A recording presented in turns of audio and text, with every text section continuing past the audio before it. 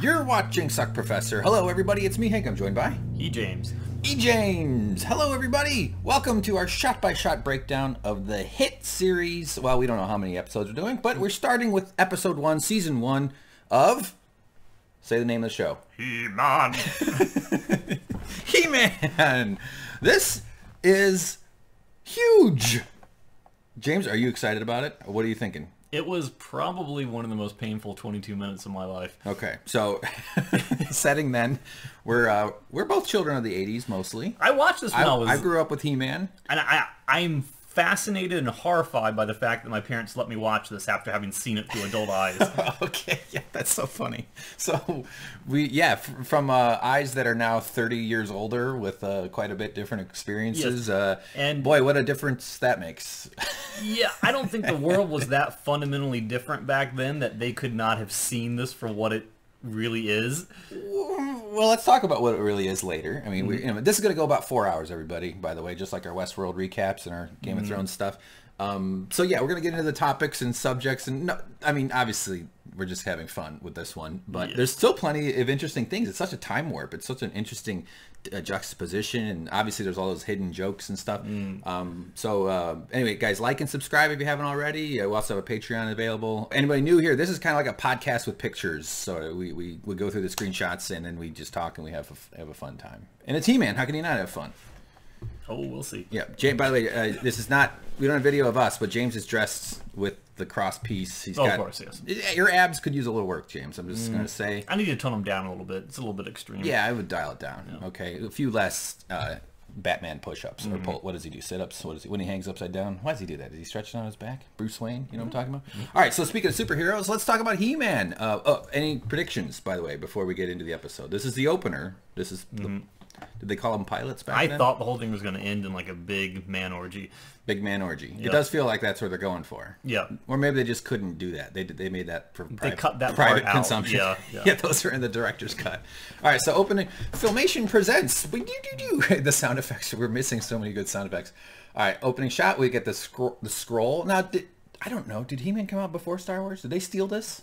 This angled scroll here? Well, this is 1983. Star Wars was 77, earlier. right? Yeah, so yeah, I think they were influenced. Motherfuckers! All right, there's gonna be a lawsuit. All right, so He-Man, and then we got a little, things turn blinky and stuff, and this is just the opening sequence, which we're not gonna do for every episode. Right, but it's like we know He-Man is his superhero name. He is Adam, who is Prince Adam of Eternia, as he says here. He's the Prince of, and there he is for the first time. What is this with this like crushed velvet background to him? Where is he? Is he supposed to be in like some sort of mythical other realm? That's the celestial placenta from which we all emerge. But here's the thing. You know, the one that lives inside your mom when you're a baby, inside her? If they were not going for the obvious thing here, why would they put him in a skin-tight shirt, a pink vest, and have a haircut that resembles a piece of male anatomy?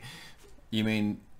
Oh, I see. This does look like a wing. It looks like a big toe. Yes. My big toe has eyebrows and a mouth.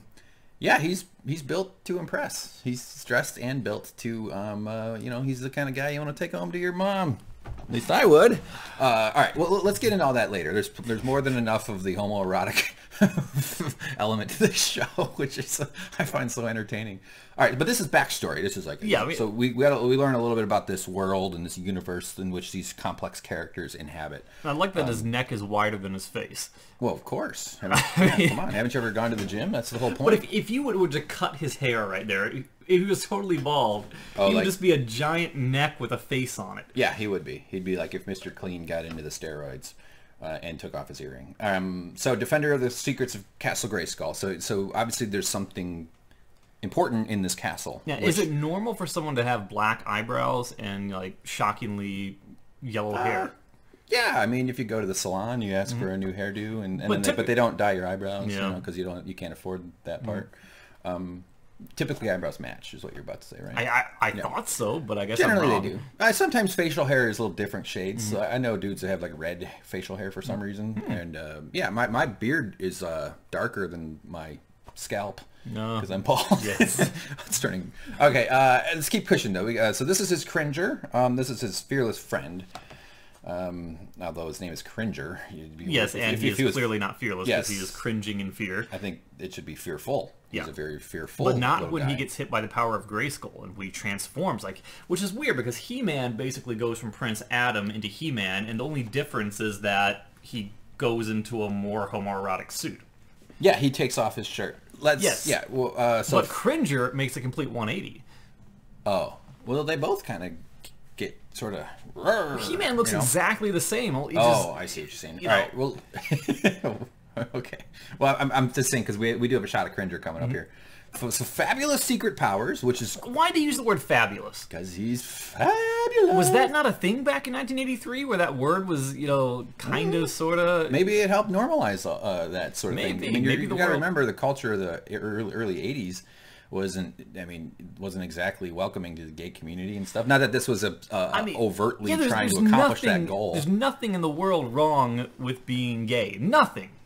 I have no problem with that, and I make no mockery or jokes about that, but this seems to be very much so in your face, over the top. But this is kind of what the ambiguously gay duo... Yes, this is what they're mocking, yeah. Very appropriately so. Yeah.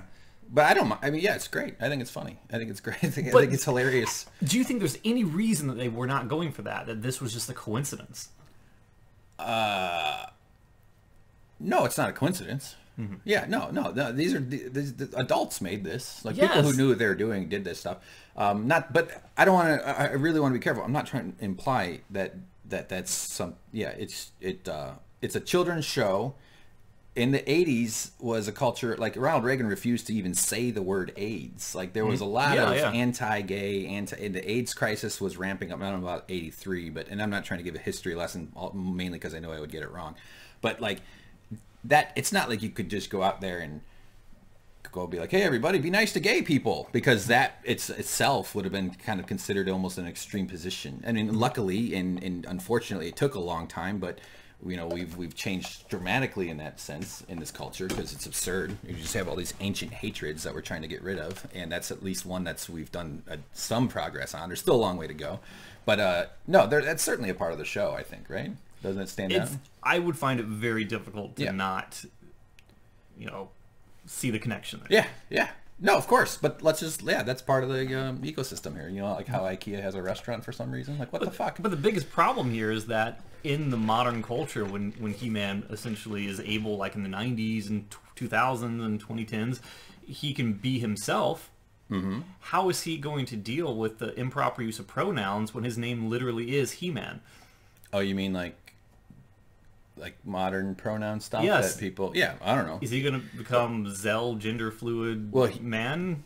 I don't care. As long as he solves problems and looks good doing it, that's all I give a shit about. Does he really solve problems? Absolutely. We'll get through the episode. We're still in the intro here. The whole idea here was, it's only 20 minutes. It'll take 20 minutes to talk about. We're going to do an hour, and we're going to be idiots for doing that. I love the up-the-nose shot. Yeah, the up-the-nose shot is great. Yeah. You ever look up your own nose? Oh, yeah, all the time. Man. You ever see somebody and you look up their nose and you're like, oh my God, it's worse than looking in someone's ear. All right, so by the power of Grayskull. So we got this nice sword raise here. We got the nice pointy tip. And then, there he goes, turns into He-Man with is that the Iron Cross? That's kind of like that. It does kind of look like that. One of those Nazi symbols? I don't know, maybe, Jesus Christ. But anyway, I think, things crossing in the middle is fairly kind of okay.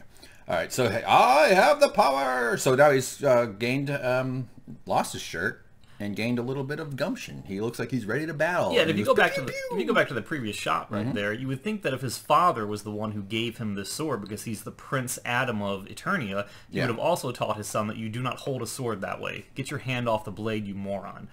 Oh, you're talking about this here. Yes. Yes. That's not recommended usage for a sword. Yeah. But he's got the power, though. Maybe you should get the power, and you can hold a knife that way, too. Mm-hmm. Your name is James Man. Yeah.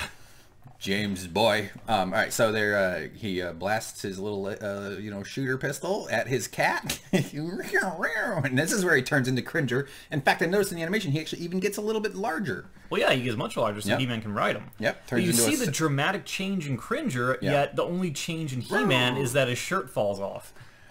Yeah. His shirt. He takes off his shirt and he's got on some S&M gear. And yet no one can recognize him after that fact. Right. Well, of course, who can recognize anybody? I mean, come on. Quit asking such crazy questions. So, yeah, Cringer becomes a mighty battle cat. He doesn't give it a name. He just calls him Battle Cat. Battle Cat, that's it. Why not? What's the opposite of cringing? Meow. Yeah. I don't know. Let us know in the comments, everybody. What's the opposite of cringing? What is it? Cringe is when you're like, well, yeah, cringe is when you recoil in fear. Fear or cringe and horror. Feeling disturbed or yeah, some sort of uncomfortableness. Yeah. Or awkwardness makes you cringe. Yeah, that's an interesting concept. Watching an episode of any of our shows makes you cringe. Yes, as our viewers of our channel are cringing constantly at the... all right, so he becomes He-Man, He-Man, the most powerful man in the universe. Now, how does he know that? Well, if you were the most powerful man in the universe, you would know. But there's not a lot of other people around. We watched this entire show, and you don't get introduced to a lot of different people. True. Yeah. Well, this is only the pilot. There's going to be some world building coming up. Don't worry. And eventually, season 8, they'll introduce like adopt a baby, and that's when you know jump the shark. He's like, I am more powerful than this baby. Yeah. She baby. All right. So only 3 others share. Oh yeah, that's right. So he's got a gang of friends here. This is the sorceress.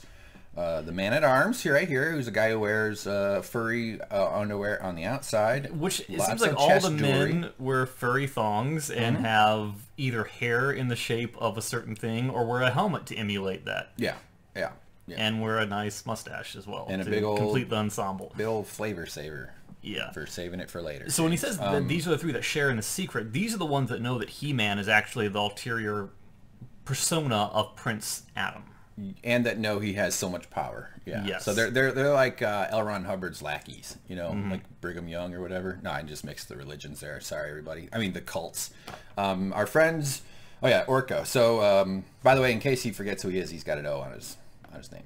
Yeah. That's why I wear a giant H on my chest, and why James has a tattoo of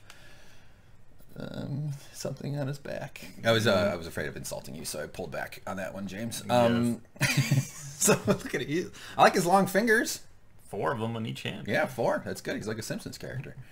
So there's our first look at Castle Grayskull. Okay, this is something that bothers me right here. Not the fact that the door that we saw previously on this thing is no longer... Well, I mean, we'll see the door later. We see the door later, and... But, so there's... Yeah, but it's not entirely obvious to me a couple of things. First of all... Hit me with it. This is Castle Grayskull. This is where the good guys apparently live. They have to defend it. Yes, but this looks like something that Skeletor would live in. That always confused me even as a kid. Yeah. But now, when you see, towards the end of the episode, you see where the royal family lives, it does not appear as though they live in Castle Grayskull. So where geographically is Castle Grayskull from where he actually lives? Why do they defend it? Who lives inside of it? Yeah. What kind of tactical advantage does this thing offer? Right. And what's the significance of it? Does it overlook a narrow of like a sea? You know what I mean? Like a castle at the ocean? Or is it some sort of strategic physically? Or does it have ceremonial importance? Is it traditional? Is it like Stonehenge where they have orgies and stuff? Yes, and why wouldn't he just be a good dude and say, okay, Skeletor, you have a skull for a head. That's kind of your thing. This kind of fits your motif. How about we just give this to you and let bygones be bygones? Yes, because Skeletor lives in Castle Flesh Human Head. Yes, this seems completely backwards. This is where Skeletor should live. You're totally right. Well, maybe that's why he wants it so badly. Maybe it did belong to him, and He-Man was a jerk who came and bummed him out of it. Skeletor's on Zillow looking up prices, going, I want that fucking Grayskull. It'd be perfect for me and my weird girlfriend. All right, so anyway, all right, so they defend, but the evil forces. This is one of his forces. This guy, this face man looks here, terrified. They all look terrified. They're all their heads are ghosts. They're like moment. Mega Man villains. Yeah. This guy looks like he got punched in both eyes, and that's funny. So yeah, we'll get names for these guys. Oh, this is obviously Skeletor, who we all know and love so much for his facial expressions. So He-Man, Masters of the Universe. All right, so the first episode. This is great. The Cosmic Comet. All right, written by. Let's give these guys credit. Tom Ruegger. Well, there's 2 of them. And Larry Tilio. Good job there, Larry and Steve Clank. Okay. Lightning. Okay, now the door to the castle is there. Yes, we have a door. Before it was gone, and I was wondering if that was like a drawbridge door. Does it go to the side? Does it go up? Does it go down? Let's jump back and see if maybe the door is flattened. little hard to tell. Yeah, it doesn't appear so. Okay. Huh. Well, I think we've already found a continuity error. I'm going to be writing my senator about this. So, okay, so the evil people, this is, we got her name later. I don't remember her name. I'm not sure what her deal is. I hope we get more of her backstory, too. Is it Evil Lyn? Evil Lyn, yes, with a dash. The stars are in the right position. Beast. I like to have Battle Cat, Beast Man, He-Man. So they're... Oh, that's right. So they see the Cosmic Comet, which they seem familiar with. Like, it doesn't seem to surprise them. Now, comets have, throughout storytelling, lore, or whatever, comets always are sort of... Let me fix my chair here, James. It's clicking too much. They have some significance as a foretell or foreshadowing, as an omen, you know. And so, like in Game of Thrones, the big pink one that they all look at and they go, "Oh, there it is." So this is setting up lots of conflict. Yes, but a comet that we might come up with. A comet is you know, essentially something that's like a big cone of ice and rock that's flinging through space. It does not change direction. It does not. They're tethered to a gravitational orbit. Yes, that's very you don't difficult see to change. it, and you come outside 5 hours later and go, "Oh, there's that comet again." Yeah, no, it doesn't quite work that way. I suppose a more accurate term would be fireball or meteorite. Like, yes. Have you ever seen like a meteorite go and break into pieces? Like not just the little streaks, like an actual like little flamey one. You ever see like a good one? No, not especially that. Yeah. You ever see one break? No. A couple chunks. I saw one break into like 3 chunks, and I went, "Oh my god!" Off. It's fucking. It was amazing. I'd love to see one of those big flamey ones. But all right. Speaking of big flamey ones, He-Man. Yes. That could have been the name of the show. Now's the time to finally open the carry. Okay, so they think they're finally reaching their dream. What if this was like the end of the series? They're like, well, we won. Yeah, so they're, I mean, the series, this is season 1, episode 1, and they're actually attacking the front gates of Castle Grayskull. This is kind of starting off with some action. Yeah. This is like if the White Walkers were just at Winterfell or King's Landing, just banging on the door to the Red Keep. And so it looks to be a pretty solid door, too. Pretty good door, yeah. Look at this thick hardware. I mean, this is they probably went a little bit overboard on the strength of the metal pieces there. What's this? Okay, so we got swords crossing. See, when you're a kid, you don't get to take a look at this kind of stuff. It looks like kind of a Viking helmet on like a skull face a little bit. So, yeah, what's going on with this Castle Grayskull stuff? I'm starting to suspect the good guys in this show might not be what they're made out to be. I don't know. All right, so she goes, zoo, zoo, zoo, and she opens it. She's finally got access. I like that this thing is, which is... No, is that locking mechanism, you know, even effective if it just flops down like that? And plus, how do you close it when you're on the inside? You have to be able to manipulate it, right? Yeah. Like, wouldn't it make more sense to put this is like putting the hotel like slider thing on the outside of the door. What I don't understand, where are the hinges intended to be? How does it open properly if not forced open via magic? Yeah, well, in order for it to work properly, there has to be material removed from the sides from the door jamb, because if you go left, you're just going to poke into that wall. If you go right, you're going to, you know what I mean? Like, this is just a poor design. I don't know. Bob Vila must be spinning in his grave. I mean, are we to believe that if you go forward 2 screens, that this entire time they were just trapped in there, like the Chilean miners, and or the Thai the teen boys just sitting there upon his battle cat, with his guy, the friend back there, with his furry thong friend, who it looks like they both shop at the same thong shop. They saved a little color on ink with the green of the cat and the green of his pants. And why does he only armor his upper body? Because his legs are made of steel, dumbass. If you look at those quads and those hammies. But anyway, so she opens the door thinking she's got it. Boom! He-Man's standing there with his pal Grandpa at arms. And, oh man, what a mistake. And they even make it, goes, oh no, shit, He-Man. We didn't expect you, even though you live there. Even though we came to the place you're sworn to defend forever. You're the last person we expected. I know who we should mess with. The most powerful man in the universe. But... as you can see, he calls him Furface, which is a great insult. He even capitalized. Well, because he waxes his face, so that's waxes everywhere. Yes. He's not looking for a beard. No. That's for sure. Look at that chin. Look at the size of that thing, huh? What a cleft. I could rest my balls. I mean, so as many have. and we're grateful for the opportunity. Furface, good insult. Yep. Although it wouldn't really float nowadays that beards are trendy. I started the beard trend, by the way. Yep. Many years ago when I didn't shave for several weeks because I was fucked up and all right, so Furface, how dare you call me Furface? By the way, he's got a more appropriate symbol than He-Man's chest piece. This is just like a sun. Everybody loves the sun. Now, what is that he's wearing? Is that thing that the sun is on? Is that part of his body? Oh yeah, it's like a it's like a huge crazy neck beard or like a supplemental mane. Yeah, not quite sure what it is, but you notice he also has the fur thong as well. The fur thong, of course. That's a staple of everyone in this kingdom. The Man-at-Arms shops, like you had said. So I bet they run into each other at the thong store. Like, ooh, awkward. Jeez, it's Tuesday, huh? He's got his arm floaties too for when he goes swimming. He's got like this weird fish face almost. Yeah, kind of got some fish lips on him, some pointy ears, as fish have. Well, they call them fins, but they're close enough. All right, so hey, don't call me fur face. We got like the earliest form of animation. Yeah, that's pretty much all it did. So he's upset. Look at him. He's angry. He's like, I'm gonna show you. Growl. Okay, Battle Cat is all ready to go. He-Man reaches. It was actually a funny reach, the way he like leaned left and he goes zoink, and pulls him in. Oh, look at this. Look at these. Look at this definition, James. Man, that is some solid. Guy spends a lot of time in the gym. I love it. And he goes time in a guy named Jim. It could be that too. Nothing wrong. Okay. No, nothing wrong with that. Yeah. The more two white guys on a YouTube channel sit there and say nothing wrong with that, sounds like we think there's something wrong with that. Nothing wrong with that. I didn't. Well, okay. So he tosses him. He gives him a little heave-ho here into, right into a puddle of ooze. Right down there. You always got to keep a good ooze puddle for vanquishing victims. Yeah, I mean enemies, not victims. Or I guess victims if you're into that. But then he pops right up though, so don't worry, he's okay. Which is also kind of synonymous with how evil the castle looks. You've got a moat of mud around it. This is not where a good guy lives.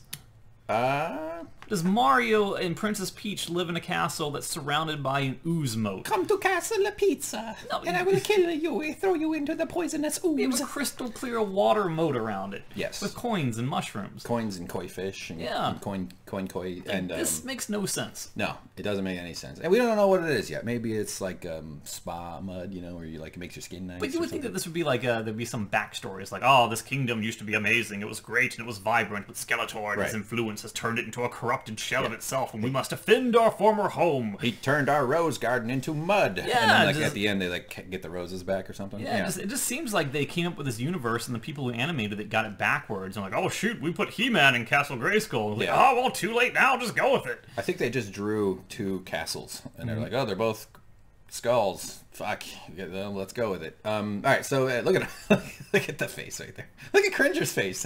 Yeah. That reminds me of like in The Simpsons, whenever one of the characters goes straight on and they animate the face looking directly at the camera. Oh, it's weird. It's so weird, and because the nose becomes like a little circle. Yeah, this kind of has that quality to it, that like uncanny valley sort of.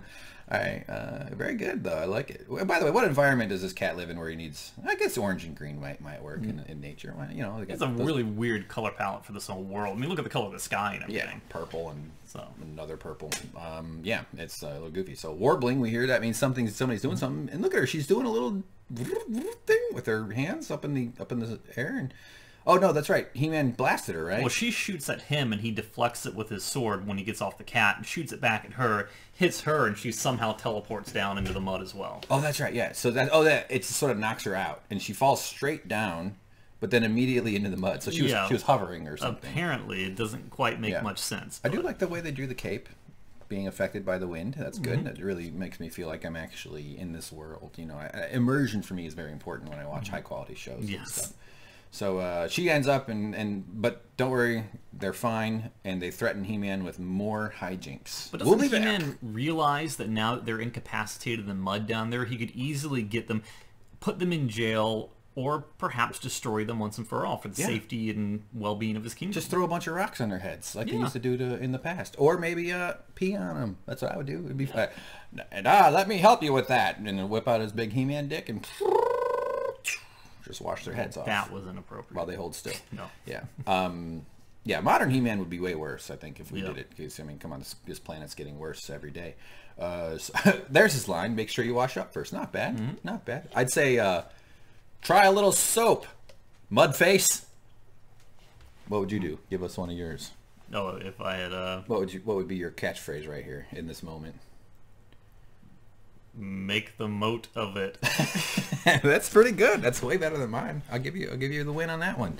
All right. So Sorceress says, I don't know what she's talking about. All right. So she shows up. This is Bird Lady. Yeah, I was thinking Hawk Look at this hawk. You get even the up. Did she murder a giant hawk to make a helmet out of it? Yeah, yeah. She went to a local high school and stole the mascot's outfit. Anyway, so she goes, I'm afraid it's not true. She's like, what? I don't know. I don't think I got all the dialogue in this, guys. Sorry if we missed some of the key nuances. Yeah, so they essentially say that this attack on Castle Grayskull was just a test of power to see if the Cosmic Comet, which is flying overhead, can potentially grant them the power to overcome He-Man. Correct. That's right. That's right. Boy, this can go easily 2 hours. And I love this thing where he says, "Who is Zagraz?" And Man-at-Arms like, "He is the owner and keeper of Zagraz Mountain." It's like, if there's a Zagraz Mountain in your area, don't you think you'd recognize the word Zagraz? Yeah. Isn't it on his Waze or on his map? Yeah. Program? So she says you got to go talk to Zagraz, and you're like, well, we don't know. There you go, the wizard Zagraz. And they cut to like a sign of the billboard. Yeah. This is Zagraz right here. Maybe He-Man's a little focused on saving the Eternity, James. Maybe he doesn't have time to look at signs. Eternia. I mean, yeah.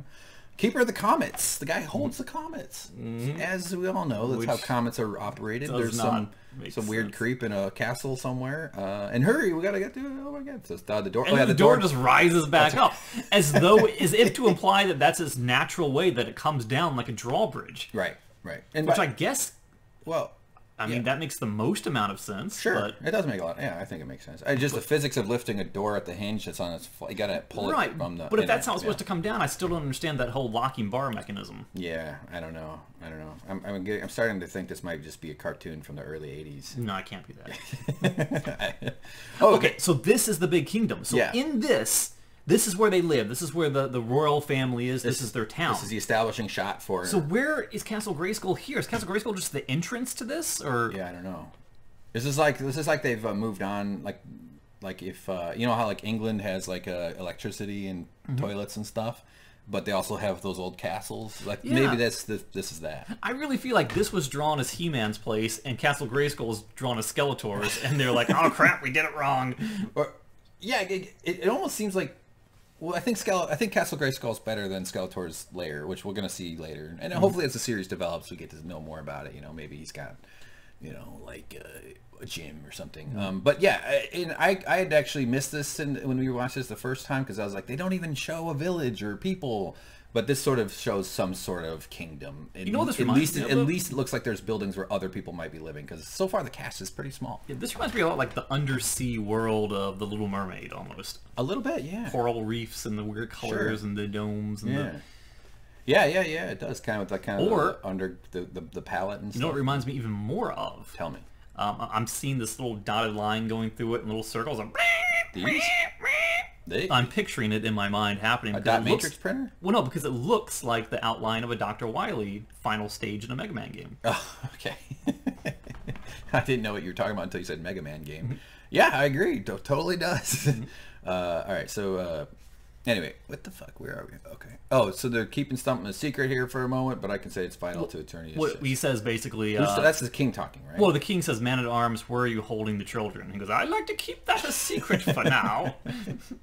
Not in a storage container off of Route 4. That is for me to know. All right, so this is his parents, though, right? Yes. Adam, it looks like you're finally... you named your firstborn Adam, because he's the first man of all time. Yeah. With one missing rib. Do you think they named him before he was born? Or after? Because that'd be really embarrassing if you're a little girl named He-Man. Well, actually, Adam. They named him Adam. He takes on the moniker He-Man. Yes. I stand corrected. He chooses... Or, I don't know where it came from. But I like that he's wearing orange tights. So why does the king have a much more elaborate throne? You see how he's got like the 3 things on each side, and she only has 2? Yeah, she's got 2. That's not cool. And his shoots upwards as well. Hers does not. Yeah, she doesn't have this whole thing there. I don't know. Yeah, and they don't even have a table next to them, like for a drink or their water bottle or their cell phone charger. You're right. I mean, that's the king was more important than the queen. Apparently, she never goes outside. In traditional cultures, men had more power than women. I mean, I don't criticize people for being pale. I'm super pale myself, but good lord, she's like a sheet of paper. She's quite like a sheet of paper. At least they bothered giving them different skin tones. You can see that they might not have done that, but I think they just forgot to color her. Yeah. It could be it too. That's probably what it. They did go to Burger King though. They just got home from Burger King. All right, so Thank you, Father. But we'll go back for a second. Right. He-Man, thank you, Father. Father is not one of the three people who knows that He-Man is the alter ego of Adam. Yeah. He is speaking to him as Adam. He is not as He-Man. This is a bad subtitle. This is bullcrap. I'm done. I see what you're saying. I get it. I get it. Put that on Reddit. You should put that on Reddit. This is... They got it wrong in Season 1, Episode 1. How do you screw that up? R/TIL, my friend. Yeah, no, He-Man's a big letdown. I agree.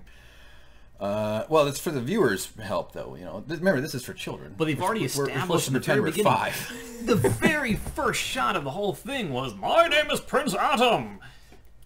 So True. we know, Right? But the show's not called Adam. Masters of Atoms. And that brings up another point. He-Man and the Masters of the Universe. If this mustached weirdo man-at-arms and a floating bird woman are the Masters of the Universe, then does this universe deserve to exist? Yeah. Orko is hilarious. Okay? James, the universe needs laughter. All right? Fuckface. I think she's not so pale anymore, by the way. Caption of the gods. Did they mean to say captain? Caption? These are captions. The caption of the gods. What the fuck? I think the caption of the gods. Yeah, that's a misspelling. I think that's a misspelling. It's supposed to be AIN. Right? Yeah, I would guess so. Captain? Who's the captain? Maybe caption means something else. Tila, you'll accompany man-at-arms and the prince. But does he mean captain of the guards instead of caption of the gods? I don't know. Because I assume that Tila is... I could be wrong about this, but Tila looks a lot like She-Ra, and I believe that's the sister of He-Man. Yeah, I don't know. I don't know the family relationships yet. Their eyes don't match. Not that that makes you not the sister or something, but their eyebrows match. Well, they match his too. Maybe I'll go to the same eyebrow guy. Man, I don't know. Who is this captain of the gods or captain? Okay, let's keep going. We're already way over time. God damn it. They might need some magic. So yeah, he's like, oh yeah, bring this Orko thing, because you never know a little magic from a tiny legless floating creature. You think this is a human being who just had a bad accident or something? That would be horrific. Like Gollum, you know, like he just tortured. This would be a powerful little goblin creature that they would be wary of. They wouldn't let it into their royal chambers and have it just floating around doing mysterious, mischievous things. Yeah, exactly. Like we could do a whole show about like the mundane life of Orko. You know, maybe he goes off and kills insects for business and just becomes the Orkin guy. Get it? Yeah. All right, so there's the king. I don't think so, Orko. They're not going to do that. So Orko says, can I go with them? Because they might need magic. And the king's immediately like, no, you cannot go. You should stay around here and practice your magic for the banquet. As long as you're wearing your blue eye makeup. What? Well, actually, Orko is the one who suggested if he can't go, he just stay here and practice his banquet magic, which brings a complete about face for the king. He's like, well, in that case, perhaps you should go. Yeah, he goes, well, then they might need some magic. Yeah. He just changes his mind right away. So he's like, all right, now the whole gang is together. All right, so good. We're off we go. Yeah, that's the sound of our video. So this weird planet has crickets. Yeah, there's it looks like to be some kind of animal bite thing, I think. So now this is establishing Skeletor's. Yeah, this is a glimpse in Skeletor's lair where he has a giant snake statue and big teeth and everything. Yeah. So he's got a more ominous place than Castle Grayskull. Kind of the inside of a snake body with all those ribs and stuff. It's a little bit ominous and scary.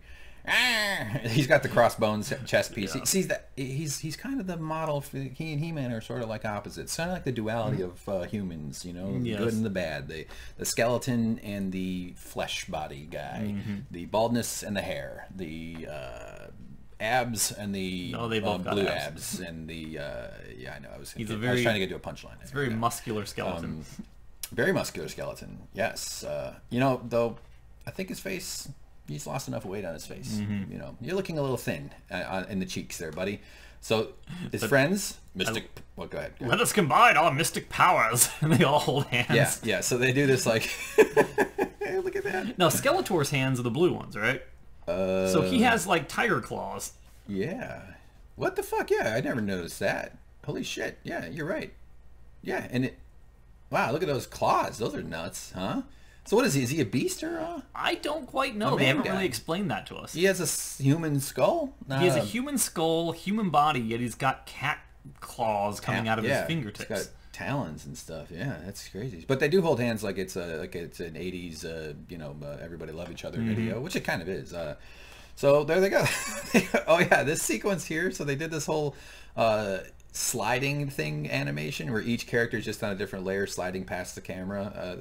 It actually worked kind of well. Like they did a decent job. If you notice that the way the background changes speed at a different speed than the other different layers of the animation, that creates parallax, which makes it seem like there's depth. And so yeah, that works. Oh yeah, so this is the outside shot. Wait a minute, this isn't. Why was I saying this is? This is Skeletor's place. Yeah, but I was making the case that like Grayskull's the nice house for the bad guy, the villain layer. But his villain layer looks amazing. He's got a river of pink ooze, just like in Ghostbusters 2. Exactly. I mean, it's. Where's Vigo? Or the thing is Vitor, the guy in the painting. There's nothing about Skeletor that would tell you that a snake would be representative of what he is, but a giant castle Grayskull, that's True. It makes more sense. Yeah, and maybe that. Oh, you're saying as to what his motivation is. Like he would feel more like he fits. I think he would. Yeah. And He-Man would feel much more at home around long, fleshy snake creatures. Yeah, sure. And a river of warm fluid. There he goes, and let our evil ground. And this was actually just a shot from the Oval Office. Yeah. Yeah. Don't get me started. Don't get me fucking started on that shit. All right, so we got a little ball of evil has been unified by their cooperation. Yeah, so they are putting it all together, and they're going to shoot it at the Cosmic Comet in order to take control of it. Yeah. So which makes a whole lot of sense. Hold on, I lost a thread here on the. Okay, there it is. Sorry. Okay. Yeah, so it zips out of like the snake head. We got some lightning. I mean, anything that triggers lightning has got to be bad. Little ball of energy flying off, and there's some warbling. They like the word warbling, I noticed. So there's the comet, and the ball goes after. First, the ball goes left, right? It goes kind of like this, and then the comet flies by. A ball of evil is glowing white. Glowing white? That shouldn't be the case. What color should it be? Well, usually good is said to be glowing white, angelic good. Well, yeah. I think in a traditional notion of white versus black or dark versus light, because white in cosmic terms is brightness. Yes. Meaning like stars emit enormous amounts of white light. I know that there's different color stars and because of their different chemical composition and stuff, but I would be very terrified of the bright white light, as I would of like a black hole coming at me too. Either one of those I would assume I should run. So the Cosmic Comet is now in my power. So things are working out, looking up for the old skelly face. So I love the attack track. Tracker or something? What do they call it? Attack track. Is that what it's called? We'll find out later. I know it turns up in the subtitles because it's got its own personality. Yeah. So, but I love these wheels here, the way the wheels roll. Yeah, they tried to come up with something different that hadn't been done before, and the reason this hadn't been done before is because it's ridiculously stupid. It makes no sense. I would be curious to see how that might work. What's propelling it forward? I mean, I think the physics of pushing a stick into a tube or into like this elongated thing. And it would, if it kept pushing, it would roll it, and it would turn and then land. I mean, but something else has to be propelling the vehicle. That's what's missing. Like you have to be, it on its own. The wheels have to be actually in motion. I don't know. I think what we need to mention to people who don't see this in motion is that those tracks do not. In that pass shot, you see the tracks actually rotate around like this big clunky. Yeah, they do. Yeah. It turns up like 90 degrees. Yeah, it's not like a tank tread where it just stays as you would expect it to. It's like flipping and flopping around, and it's just really bizarre. Yeah, it's like immovable. Like it's like a fixed shape. Not tank tread is because those are articulated. Okay, so now they're inside. By the way, no rear view window. They don't even get to look out the back. Poor Cringer down in the back. He's a very long animal. He looks like he's a little bit tight and buttoned up in this little tiny little back seat. Don't look up, Cringer. It's like riding in the back of a pickup truck. I don't know what you're going to see up that dress. Orkins. Does he have like another set of eyes just looking down? Am I wrong about this? But am I looking at the front seat? The two men sit down, yet the woman has to stand in the back. She didn't get a seat? Apparently not. Well, it doesn't even look like they have seats in the back. I know. Although the one guy's floating and the other guy's a cat. Like, so I am He-Man. Woman, you stand in back with cat and orc. Woman, goblin, and animal in the back. But there's only two seats, I guess. But yeah, I think this guy's driving. I mean, the driver should be in the. No one is driving. Oh, that's right. It's got its own thing. That's right. I mean, I like how he just turned his head and said, hey, no one's driving. What? How dare you say that? Attack track. So it is attack track. So wow. The camera zooms in on him. I love it. It's funny. All right, so we got a little. This is Mount Zagraz. Yeah, I think so. And you can tell that this is where Zagraz the Wizard is, the keeper of the comets, because there's comets whirling around the whole thing. Yeah, yeah. It is a large, ominous, scary... Boy, the real estate in this land is just kind of all kinds of screwed up. Yeah, I want to know what happened to this world. Did it used to be a beautiful paradise, and then Skeletor turned it to ruin? It's essentially become like the Land of Dark Souls, a video game, which people don't know, but it's like this ancient world, but it's all ruins and old caves and old towers and old weird stuff. So, oh my God, what's that? Zagraz Mountain. All right, so they get to Zagraz Mountain. I want to go. Okay, there's the tracks moving. I love it. Oh, it's so and I love how He-Man's head is almost coming through the glass of the windshield. Look how big this thing is. There's tons of room back there for more chairs. It's like a troop transport with a little gun thing here. Yeah, this is like, you know, those moving trucks where the glass is right in the front of the thing. You ever ride one of those? Oh, yeah. Like when I moved across here, I had a U-Haul, and it was really weird because it was just like that. There was no back window or anything like that. Yeah. Obviously, there's no back window because you'd just be looking in the back of the truck. But the front was flat. Yeah. Those flat front moving trucks. It's really weird. Yeah, those are a little weird if you're not used to it. All right, so more warbling as the comets are circling. As comets do, they circle mountains. Oh, yes. Okay, so then we meet Zagraz, he's an old guy. And, oh my God, he talks just like this. Yeah. Oh, visitors, how wonderful. And I never quite understood why he had the headband on. He just came from spin class. Yep. Yeah, he was out working on his glutes and his cardio, getting caring about his body. It's called self-care, James. Give it a try. So more work. So now we're kind of in the inside. It's kind of like a beautiful sculpted walls here. Yeah. I guess you'd call that a caldera if it's a they volcano. Have nice benches. Nice little benches for gathering with people. No side tables for drinks or phone chargers. No coffee table in the middle for a platter of ceviche or some sort of dip, maybe shrimp with cocktail sauce. Well, I don't know. It's been a long time. So he's a little lonely. He says, I haven't had visitors. I'm feeling a little down. For about 100 years, perhaps 200 years. Which kind of speaks to how old this Zagraz Wizard is. Yeah, and depressed maybe a little bit. So, you kind of, time becomes a little bit blurry when you're down and out. So, what's this Cosmic Comet? Oh, Skeletor. Look at this shot here. He's a very animated character. Like, this show is like perfect for gifts. This is all just one big gift factory. So anyway, he's upset about, he learns about this Skeletor's latest efforts. He's always worried about what to do, but what's he offering to show them though here? He's basically showing the story of how this Cosmic Comet came to be as a result of a mistake that he made. He once had the lust for power. He wanted to be kitty. Yes, he wanted to control all comets, and he found these two happy comets traveling through the cosmos. Look at them loving each other. And he tried to use a spell on them, but he used too much magic in one spell, which caused one of them to be destroyed. And in destroying one of the comets, he created evil in the other comet. It became lonely and bitter and depressed, and it became the bad Cosmic Comet. Yeah. So he left it lonely, which it seems to be a theme in this show. Friends, loneliness. So far, loneliness makes you evil. I can attest to that. I'm very lonely, and I murdered 14 people this morning. I pushed. Do you think He-Man himself is like a symbol of that? Like maybe the person who created him was the person who was different for the time, who was perhaps in love with someone that was forbidden to be in love with. I don't know. And this is all a metaphor for... Yeah. Why do you think I make animations about you? Oh, good Lord. Let me just say this, though, backing up just a hair. So these two comets are beautiful, lovely things that are enjoying their time in the universe, minding their own business. This fuckface decides he just wants to control them. Yes, but he's... What is that, though? What's that? He's already the king, the master of all the comets or whatever. Now he's just controlling. But he's acknowledging... By the way, my dad's calling on my phone, and I could never tell him I'm doing a He-Man analysis show.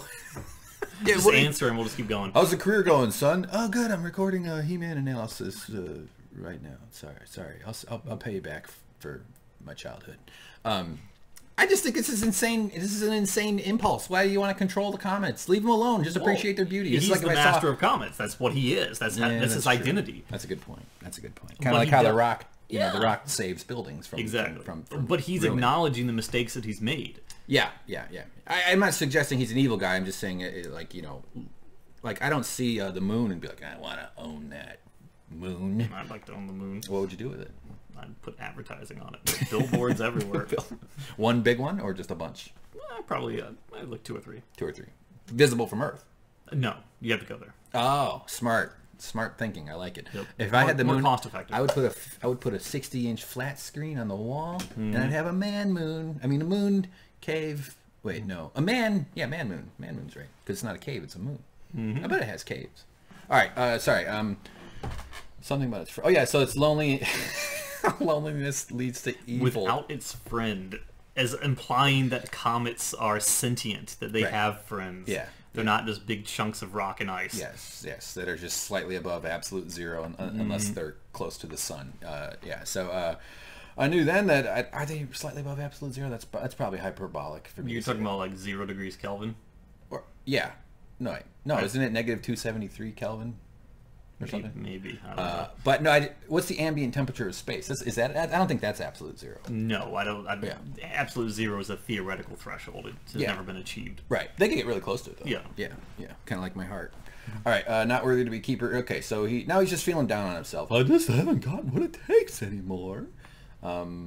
So this could be. They could do a whole storyline about how since he's depressed, the comets are now not wrangled, kind of like when your cows get out of the pen, and they're causing mayhem in other planets. Right. So Zagraz is pretty much the moral lesson of this entire episode. He has lost faith and confidence in himself because he made a mistake in the past, and he doesn't feel that he has the confidence to try again or to right the mistake he made in the past because he's afraid of replicating that same mistake. Right. He doesn't want to. His power let him down in a way, and his judgment let him down. So now he's feeling down on himself. And and Cinnamon Bun Chest is saying that anyone can make a mistake like that, but you have to keep, got to come back and try again. If you fall off that bike, you got to get back on it. Yes, exactly. And we'll see more about that later on as this episode progresses. This takes a long arc. This is a very, very detailed. So anyway, he's a little down. All right, okay, we got it. Skeletor introduces us to his old pet goat, who apparently had 3 horns. Yep. And oh my God, you're right. He had the middle horn. Yes. That's hilarious. I don't think the person who drew that knew what a goat skull looked like. I think they just didn't want to draw the inside of this horn. Maybe. Partially. I agree with what you're saying, but yeah. Like they looked at enough to know like ruminants it's kind of like prolonged mouth and that like crazy front teeth thing for chopping grass. It's funny. I just wish he had a matching one. You think he'd do his own head? Yeah. Why doesn't that one talk? If he can be a talking skull, why would his goat go? Well, he tilts the head back and a Pez comes out. Yeah. Just pops out a little Pez dispenser. Yeah, that's hilarious. The goat staff. I love a goat. I want to have a goat someday. If I ever get rich enough to have a land, I want to have 2 goats because then they're friends. And I will name them Comet number 1 and Comet number 2. But if one dies, then one goat will become evil. Exactly. That's why the goat's the symbol of the devil. Yeah. The beard and the goat, and I think it's a weird thing to assign to beautiful, interesting little animals. They're babies. You ever see goat videos of goat babies? I've been around goats. Guys, if you're ever feeling down, just Google goat babies. You'd like to stand on top of other creatures. They're very nimble. Unbelievably agile, which you wouldn't think of hoofed animals. No. It's crazy. I remember I worked at a horse barn when I was 13. I mucked stalls, and it was a shitty job. They had a goat, and he was all of a sudden jumped up, and he was on a thing. He was like in the horse feeding bucket. They do like that. That was like built into the wall. I couldn't believe it because they seem so clumsy, but they're not. Nope. They're like me, surprisingly graceful. It's almost as though they are built for mountains. Yeah. Who would have thought? There's a dam, last thing here. It's like a really rough wall, like a lot of rocky, so there's little ledges, but it's certainly very steep. And there's like a family of goats that just lives on it. And they just run around this like 70-degree slope or something. It's nuts. Did you ever see the video of that big piece? It was imagine a large piece of thin metal that is buried in the ground at both ends and comes together like an arch. Okay. And there's a video of goats playing on that where they jump on top of it, and it of course compresses down. Oh yeah. It's like a bendy arch. Yeah, they're very and they're sort of bouncing up and down. Yeah. But they can't get up there because it's slippery. But they're not falling. They're just they're all trying to get on at the same time. Yeah. Because they're all and so each one's weight messes the other one up a little. Yeah, that one's really good.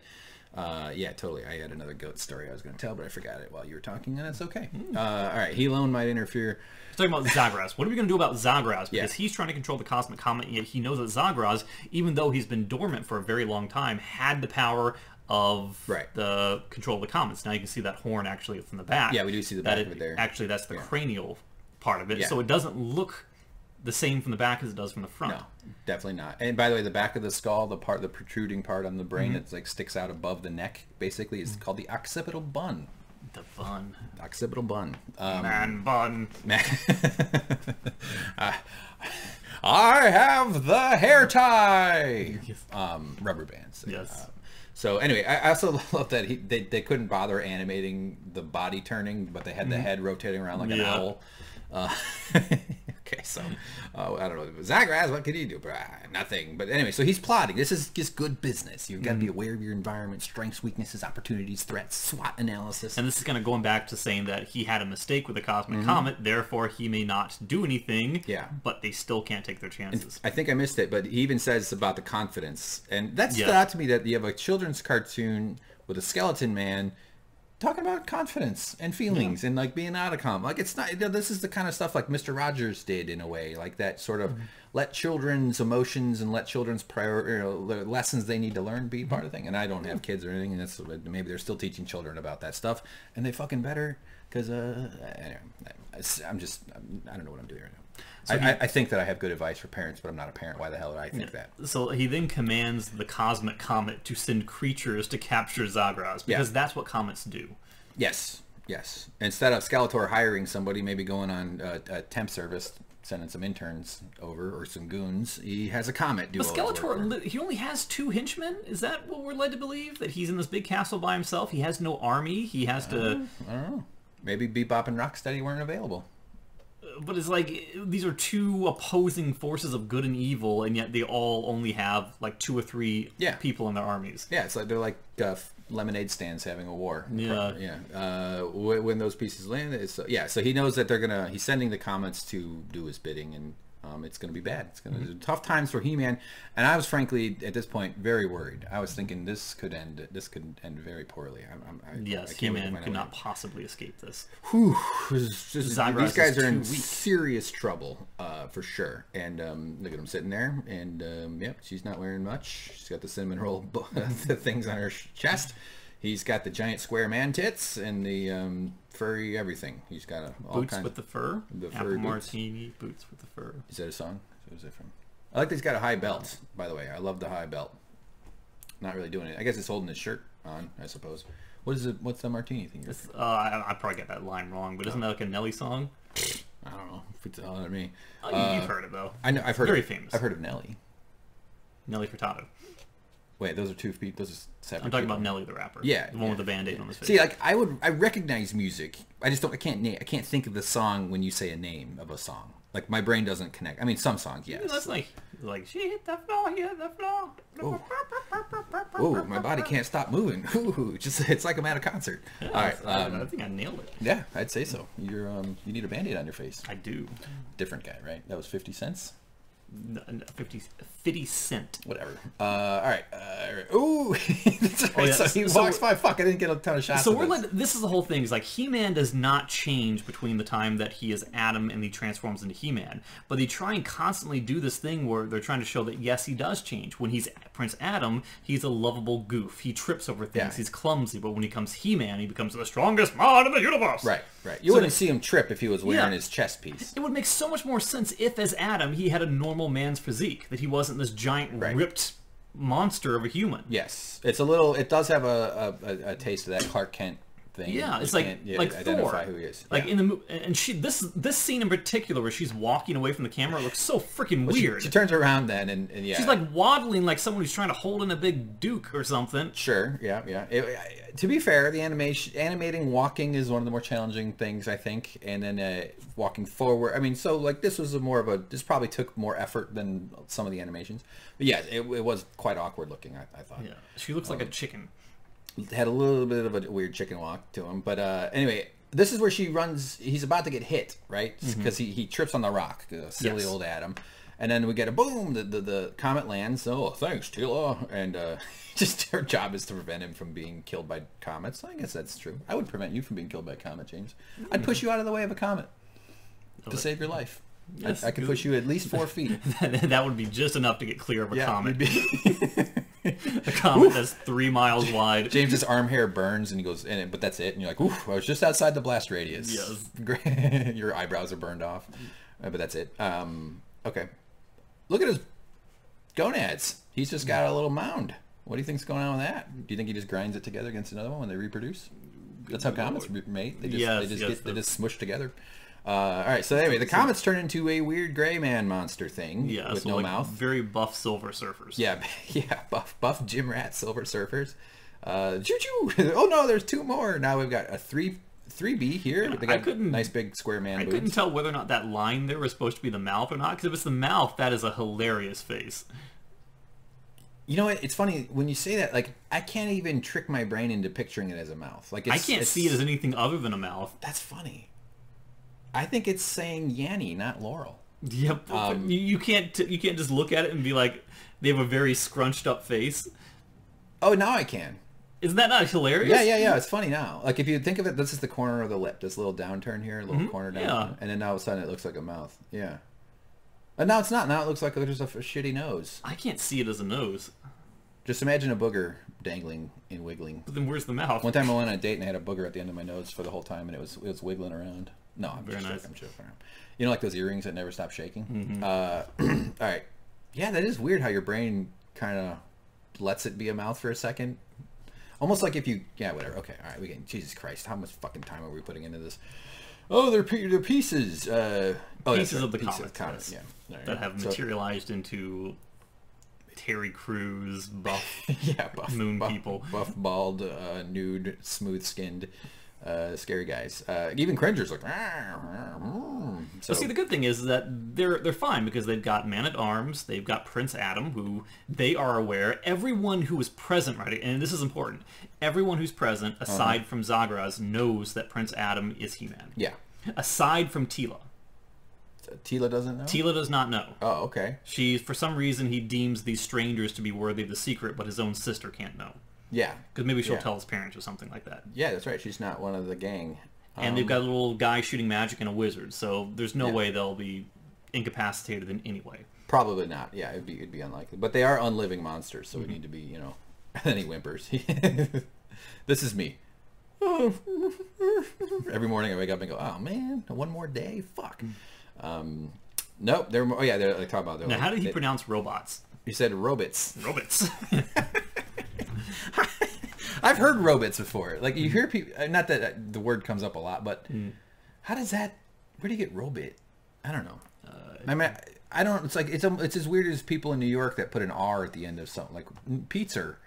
No, I don't know if this is a UK thing or not, but my boss at work was born, lived in United Kingdom, still has his accent and everything, but if a word ends with an A, he tends to add an ER to it. Yeah. Like his daughter's name is Amanda, but he calls her Amander. Right. Isn't that weird? Yeah, it's like... Yeah. Maybe he's making fun of her, going, Amanda. No, he would not. I kid. Yeah, but they don't hear it as an R. No. It's just that's the way you pronounce it. Yeah. I mean, and that's fine. I mean, it's interesting. I don't, you know. No, it is. It's fascinating. The way just dialogue or dialects evolve, and it just whatever. You know, Boston. Come on, you kidding me? Sounds like they're all making fun of each other. And this is the moment where I realized that the cat could talk. Yeah. I was like, I mean, what else is weird?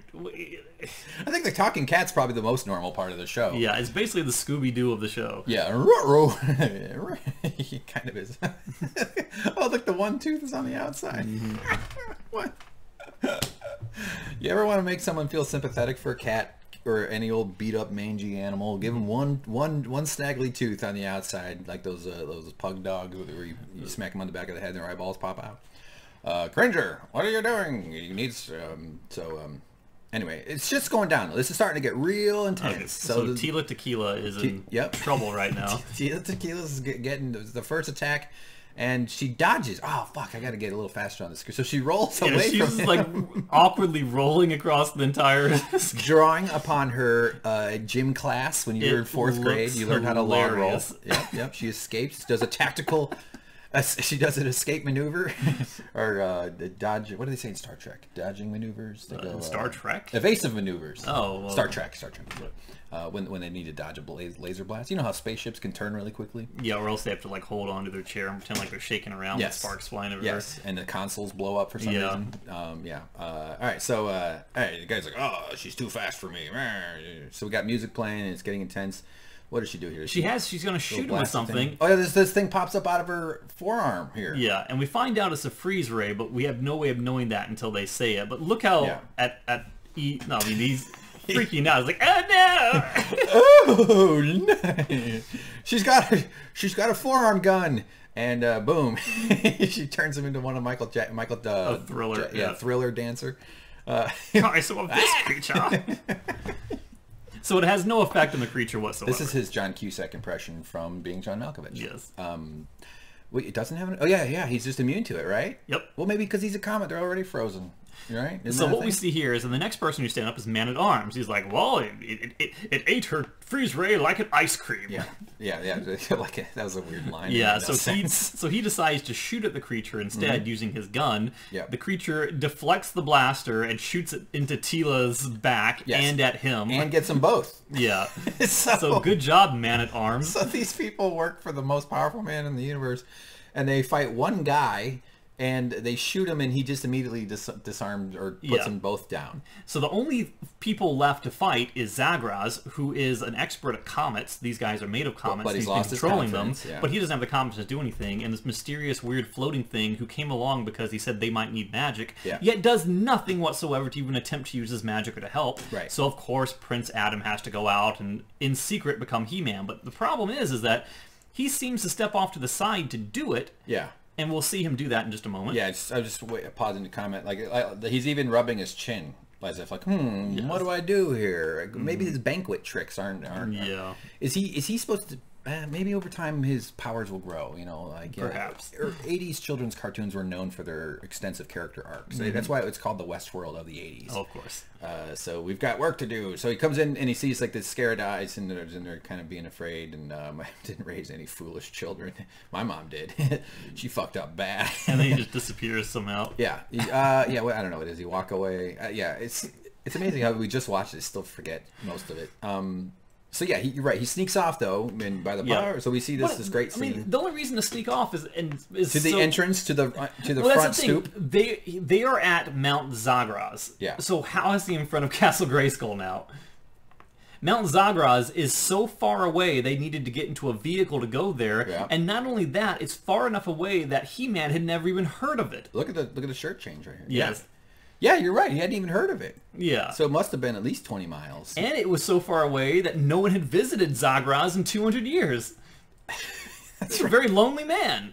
I think what the He-Man world needs most is community. People need to get together, so and have somehow, do something for each other. I have to believe that this is not intending for us to believe that he's in front of Grayskull, but he is pulling forth the power of Grayskull. Therefore, Grayskull appears behind him as if to say, I am what is funneling the energy into you. I'm going to give you that one. Yeah, I think you're right on. But did he really need to step away? I guess he did, because Zagraz was still conscious, and he needs to keep it a secret from Zagraz, even though Tila was unconscious. Right. And this is like, we're comparing to Superman. He at least can go into a phone booth, which has windows, but he can go into like a closet and come out as Superman. This thing is causing lightning and causing thunder. So in order to keep this a secret, you do have to travel far away. Okay. Because otherwise your friends would notice all the lightning. Now do me a favor here. Can you go back to screenshot 242? Of course. Here we go. 242. Okay. There you are. Where the F is his sword? Right there, buddy. I'm circling it. No, really. Where has his sword been this whole time? Right here. When he disappears off camera in screenshot 245, is he just going to get his sword from the attack track or whatever it's called? Anyway, he's got the sword right there. You can see the tip. Yes, I mean, the he has it there. Above his upturned face. I don't know where he keeps his sword. I mean, he's got an inventory. He's a video game character. Yeah. Where do video game characters keep their giant piles of butterflies or whatever? Yes. Skyrim. So yeah, you're right. Maybe they'll explain that after they answer my letters, motherfuckers. So and there he is, grabbing the blade again. Yep, grab the blade. Moron. It'd be funny if the episode was like, oh shit, and then they go to the emergency room, but he doesn't have health insurance, so they treat him like shit, and he ends up in medical debt, and he gets an infection. Anyway, there's Cringer. Time to shoot the cat. Time to blast my animal in the face. Which he does. But here's the thing. If he can do that to Cringer, why doesn't he do that to everyone around him? Because they feel emasculated by a saddle on their back. Mm-hmm. Yeah. Oh, he put he does it to Tila and she's got a saddle on her back. Yeah, and then he does it to the Man-at-Arms, and he's on all fours going, "Ah, my mustache!" Hilarious. So anyway, rawr, he's all ready to go. Good cat, real strong, and he jumps in. There he goes. Look at him. Look at his hair. Even his hair is moving around a little bit. That's how active he is. Well, we're about halfway through, everybody. What are we, an hour in? Jesus Christ. Yeah. I really wanted this to only take us like 20 minutes. All right, so they're out and they're like, oh boy, now we're in for some trouble. If only somebody powerful might come and help us. Yes. If only two people who are still conscious to check to see if the people who have fallen are still alive or need medical care. Yeah, the 5-second rule applies to people. Yeah, they're doing nothing to try and help them. You should get down there and see if they're okay. He just got shot by a gun. I must try to control them. See, this is him with his control. Maybe that's why I relate to him. I feel like a lot of times I have issues with control, and it's probably related to my lack of control, from childhood. And you know how that. He doesn't have his other wizards that normally help him alt and delete. Control, alt, delete. Jesus Christ, that's fucking excellent. 3 characters named Control, Alt, and Delete. And one of them, okay, I like it. I like it. They all need to be together for anything to happen. Yeah, and they have to be done at the same time. And then you can't. It forces Windows updates on you whenever it fucking wants to. So this is him exerting his powers of control. This is how away, comic creatures. He basically swings his hand in the air as if to get a moth away from the window. He's just like, away, comet creatures, away. And are we led to believe that this is how he was controlling comets before? This is what he does. How is this not persuasive? I mean, I think maybe he's supposed to be like Obi-Wan Kenobi. He's got like the powers and stuff working away. So anyway, not having it. The big blue guy is not. Dr. Manhattan's bastard children are not interested, and so they picks him up for a big old hug, and he gets in there and he gives him a little neck nestle. No, I forgot that we were watching He-Man at this point, and I was like, oh, it's gonna crush him, blood's gonna gush out of his mouth, he's gonna be dead. Yeah. And I was like, oh yeah, that's not even close. Nope. Instead, he's gonna lift him up, old wrestler style, put his groin forward, and give him a old heave ho. Oh no, Zagros! If only I had magical powers that I could use to help you. My banquet tricks are not proving that. So anyway, boom, boom, the hero shows up. Here I am with my muscles and my collarbone lines, and so he's all ready to go. Look at his teeth, nice, even white teeth. Boom, right, nice and bright. Couldn't control him, so weak. So he's getting his butt kicked. But He-Man has different plans. He grabs him by the wrists. Starts dancing. Actually, when I grew up, I had some neighbor kids that were like 10 years younger, and we would do a thing. We would play. I mean, we were really close, and so I would grab the kid's arm and swing him around like this. And we called it haka haka, which was short for helicopter. A helicopter move. And then you just let go, and they'd explode. It was weird. It was like I got older, and I was like, man, I can't believe they would let the neighbor kids just swing their kids around. But I mean, they never got hurt. It was all fine. My parents did that with me when I was a kid. Yeah, you did it. When the kids are small, their shoulder joints don't dislocate. Yes. Okay. So they're very easy to bounce back. Yeah, well, they're 40 pounds or something, or whatever they weigh. Whoa, my God, that just looks like somebody giving birth. This looks like a close-up shot of a salmon laying an egg. So he's flying into the other 1 feet first. Yes, that's what that is. This is not the immersion portal. It's not exactly from a salmon's. I think the eggs come out of the butthole. It could, yes. That's not the animation cell you want to get after winning an auction. Frame that on your wall. I would love to have this animation cell. All right, so, what happened? We were passed out for the whole fight. We just, these two useless morons. No one decided to check on us. Yeah, these are like the Elon Musks of the Thai cave rescue. Like, we didn't need your help. Just showed up with your equipment and got your ass handed to you. All right, I'm glad to see you. Oh boy, where's Prince Adam? Yeah, I don't know. Don't worry, he's safe. Never mind that I look exactly like him. Where's Prince Adam? This is Prince Adam. I mean, that's supposed to go support the whole thing in the beginning that... Oh, there's a sword! Oh wait, that's... Well, that's when he's He-Man, he has it. Sorry. But that supports that Teela's the only ones Teela and Zagraz are not supposed to know, so they're just idiots. Yeah, and they're reinforcing that, make sure that we know that she doesn't know with this stupid... What the fuck? That's so funny. I mean, Clark Kent and Superman is ridiculous, but this is so much This worse. takes that to a million times. There is no one else in the universe with that haircut. No. Or those good chiseled cheeks. Yeah. Or those perfect eyebrows. His voice isn't even different. It is a little bit. It has an echo. Yeah. That's it. They put a little echo on it. A little deeper. Like, I noticed that the Adam voice is a little bit, Daddy. Yeah, later on. Maybe we'll do a whole another 4-hour video about that. This is me when I look at porn. Boop. Okay. I couldn't do it. He's all upset. Cosmic Comet is too strong. We'll help you, Zagreus. Don't worry. And he's like, oh no, Skeletor. I'm trying to hurry through this a little bit because it's getting ridiculous. We've got to get him to Castle Grayskull. So maybe they have like a medical facility or something, you know? Yeah. Which is good. So the poor guy, he's having a hard time. I But don't his like friends are there. The way that she's holding him down on the ground like that looks a little Amorous. It does. Yeah, like if you had a lodge with a bearskin rug and maybe a bearskin countertops and a fireplace and a lady and you know she's lounging almost. Yeah, she's kind of lounged up. Yeah, that's nice. So it's nice to lounge on the floor with someone who's holding you and touching your shoulder. Radicast the Brown. Radicast the what? He reminds me of the Lord of the Hobbit. Yeah, that's what I thought you were saying. Radagast. Yeah. Oh, his name is the Brown. Oh yeah, I thought it was Radagast the bird poop head. Yes, he was also that. All right, so these might come in handy. Oh so yeah, these are the chunks of the men that were blown apart. Always pick up bright glowing rocks from space. Nothing ever goes wrong with bright glowing rocks in space. But he zips them into his thing. So he does have proper magical abilities. Why didn't he do something crazy with this? He's not just a parlor trick. He's pretty much just like a housekeeper vacuum cleaner. Yeah, this is a Roomba. Yeah. He has no practical battle skills. No. But it's early. Maybe he'll learn. Maybe over time, you know. So anyway, he sucks it all up there, and now we're back at... we have this awkward pan to the right where the cat's there and stuff. Now, if you go back to the cat real quick, I'm just wondering... What are you looking for? Looking for his balls? I'm looking to see... They'd be back here. Now, this bothers me a little bit. Right there. Because if you look at the saddle, the place where He-Man sits seems to sink into his actual back. You mean like... the back of the animal? Yeah, it seems to go deeper than the physiology of the creature would allow. I don't think so, because like this is the top of the thing, so it's. You think? So you're saying this is not the bottom where he sits?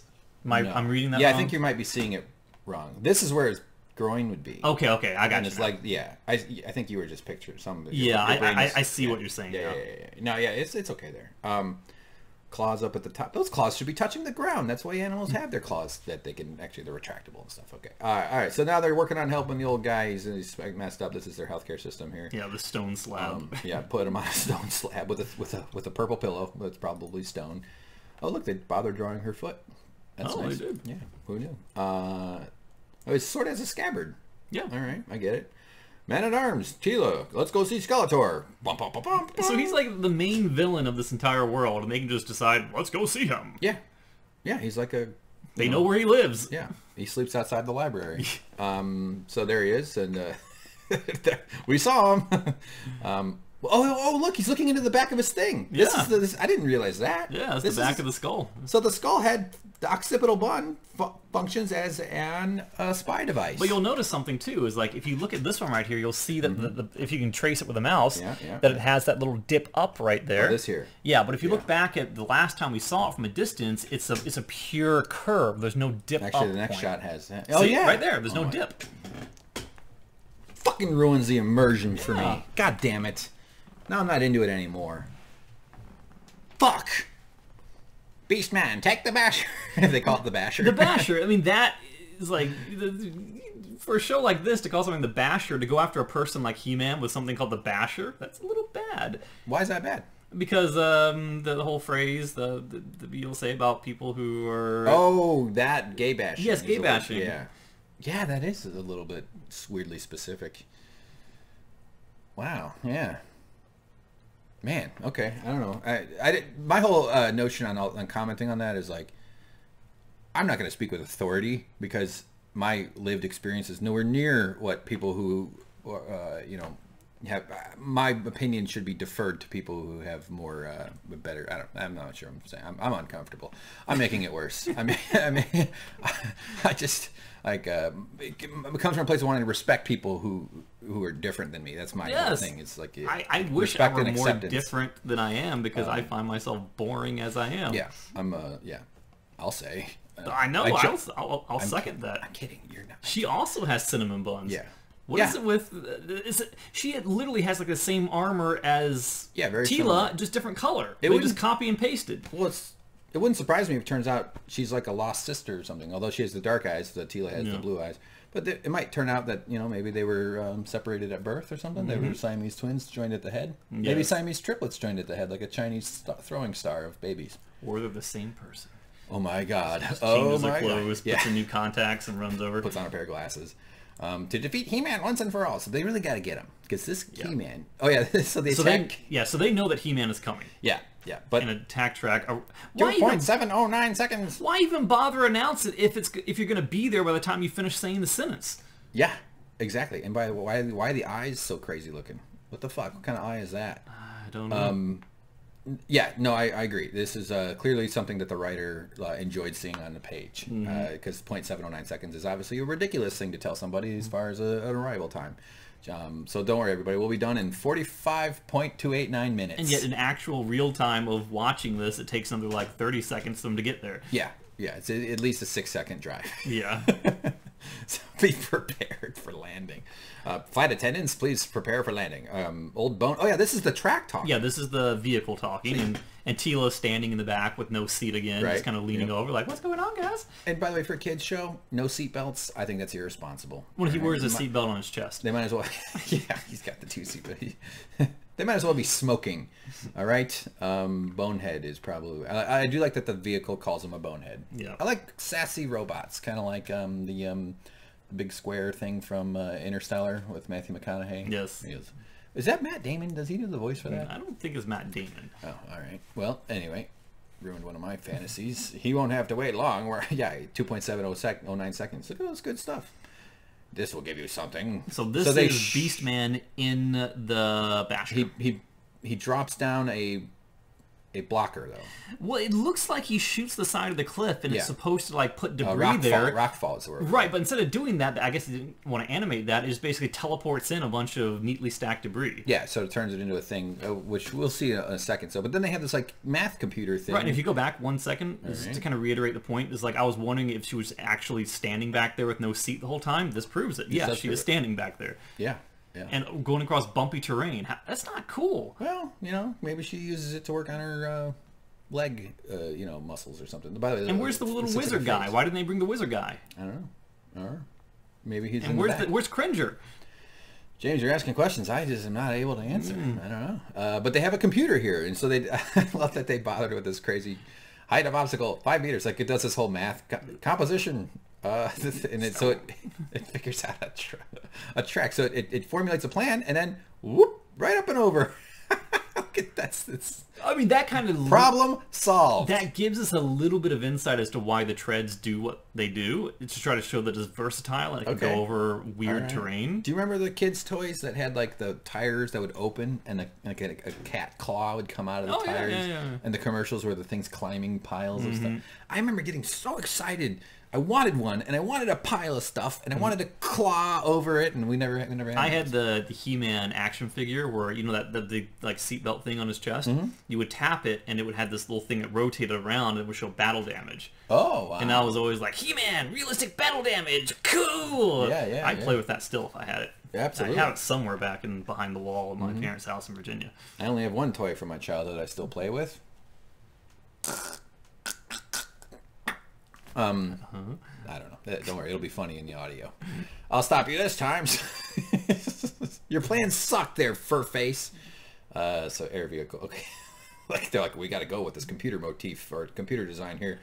So the plane's flying in. And so basically, the attack track said that recommended course of action. Let's clip its wings. Yes, that's right. The clip its wings. So we get the aiming, and it goes patoo, patoo, patoo. And what do? Wings clipped. You're done, buddy. I mean, that's death right there. I mean, your engines are gone. You're going to come straight down. You don't even have any sort of protective cockpit or anything. You're in open air. And you should just fall down in an arc until you're... But instead of... Because wings keep you up, lift, gives you lift. But instead of exploding, of course, they make him land in the mud again. In some kind of oozy mud, safe landing. So not only does He-Man's Castle Grayskull, have mud all around it, but also their castle does too, because they're at Skeletor's castle. This is me after sex. Ugh. Gross. Mud again? It's every... I didn't mean to diarrhea. I'm sorry. Okay, I'll leave. I'm so sorry. Can I text you? No. More mud. More. I'm telling you, this whole show is a GIF. All right, Cosmic Comet, obey your master. So they hold hands. A lot of hand holding, just like you and I do when we do these shot by shots. warbling. So the shoots comet them with power, infuses them. And he cackles. And I like that when he put his hands down, they're still holding hands. Like they don't let go after you raise it up. The in one the thing air. I'm curious about is He-Man's mother's name Lynn, and this is Evil Lynn. Why would they feel the need? Is it supposed to be like a play on the name Evelyn, but it's Evil Lynn? Probably the second one. There. Or is it? It wouldn't surprise me if she's got some connection to the He-Man family, or a group of friends. Yeah, it seems weird that she would be named that. Not, I mean, in a show this hyphenated He-Man, Evil Lynn shouldn't be weird to me, but it is. They could have gone with Evil Rebecca. Yeah. Evil Jennifer. Could have. All right, Evelyn. Could have gone with Gretchen. Yes. Wretched. So if you look right here, does it suddenly not have a windshield anymore? No, I think it's just hard to... I think it's just lost in the car. Yeah, it does look like he's just poked out of there, like some kind of weird garbage disposal or garbage like scooper or something. Anyway, so he sees them approaching. These guys are all just in each other's business all the time. They don't do any sneaking or anything. But so what does Skeletor do? He just drops in front of it. He's ready for a fight. This is like Captain America here, fighting a aircraft carrier or whatever the fuck. Are you here to pledge your loyalty? And yeah, that's what they're there for. Yeah, so sure. Do they just like crawl out of the windshield? I guess so. Yeah. Isn't that how you get out of your car? Oh yeah, of course. It opens right up. Yeah, you just smash into a post and you fly out the windshield and land in your desk and get right to work. And then it's fixed when you get back. When I'm through with you, villain. So yeah, he's at least he's offering to imprison him instead of murdering him. Yet when he had the opportunity to imprison his two and only henchmen at the very beginning of the show, he did not take that opportunity. True. Yeah, right. Maybe that's what he thinks of prison is a oozy bubble. Why would they let him leave? They should not have. They should have. You send a couple guys down with some sticks and you just keep poking them when they try to get out. Yeah. I mean, had they done that, then Beastman would not have tried to impede their progress there. They wouldn't have needed to shoot him down. Yeah, or drive over that pile of stuff. And Evelyn would not have been there to help Skeletor to absorb the power to become what they're about to do to him right now. Indeed. We'll see. And I'll just say this too. I like that he's not interested in stopping him from ruling. He just wants to move him to a different house. Yes. He says, you'll still be ruling. You'll have power, but we're going to just make you... That's what's going to happen with Trump. Trump's going to end up in prison, but he's going to still be in charge because our country's so fucking inept. We can't even run a government. Signing executive orders from himself. Yeah. God. Let's get him. And pew, pew, pew. So they shoot up. Gets all three of them, though, at different depths. I just like that they just drew around him. Yes. Like, so it knocks them all out. They're completely incapacitated. Because they were not expecting for Skeletor to have this kind of power. No. And Evelyn loves it. We've beaten him. They know it. She knows their job's done. I've done it, you mean? Not you, woman. Remember who controls... He's like, how dare you try to take... What is he, a narcissist here? Like, she helped. Look. They both did it. Like it was his. Well, he shot out a lot more than she did. No, I know, but I think she finished. She follows up right away. I mean, I think it's just the timing of the screenshot here. No, they both did a good blast. Skeletor. No, I disagree. By the way, if they wanted to make him like Flanders, they could have made these a lot longer. Get what I'm saying, James? Because he was left-handed. Because Flanders is left-handed. I've done it. How dare you, you bitch? You taking away my credit? He calls her, you boob. Yeah, he does call her a boob at some point. I think I gotta look at them. They're passed out. They're just done. He-Man and his friends got into the edibles there.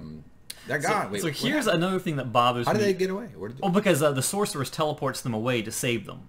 The sorceress? Yes. Oh, yeah. But, the Hawk lady. But how does that mean Skeletor now owns Attack Track?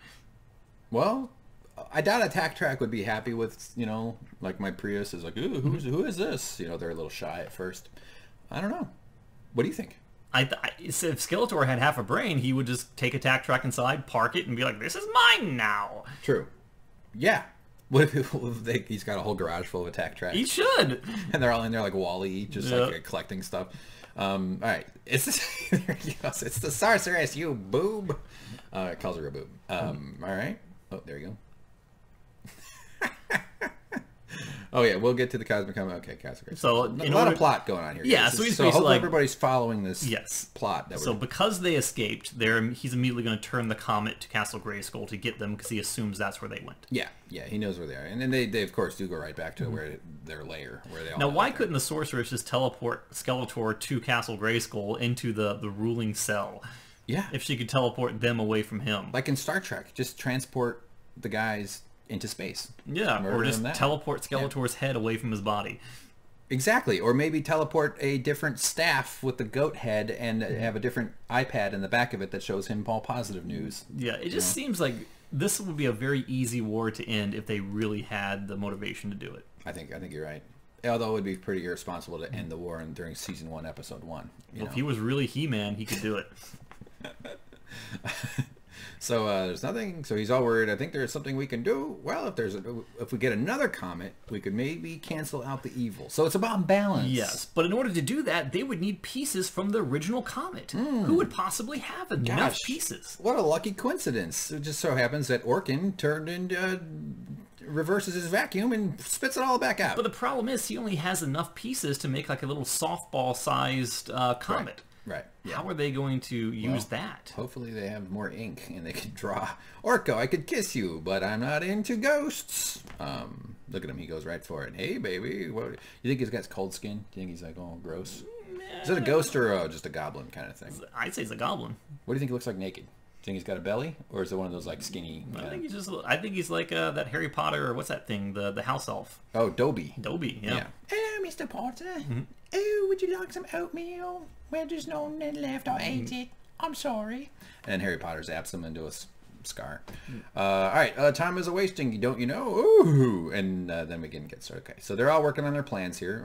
They need to get their thing back and bring the Cosmic Comet down. They're all just making plans.